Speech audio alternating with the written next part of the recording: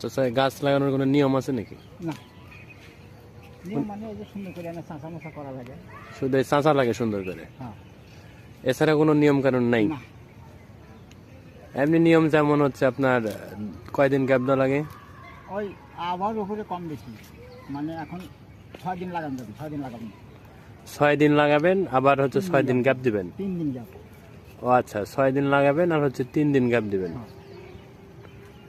ও, এটাই হচ্ছে বর্তমান নিয়ম নাকি? হ্যাঁ, আজ 3 দিন হবে।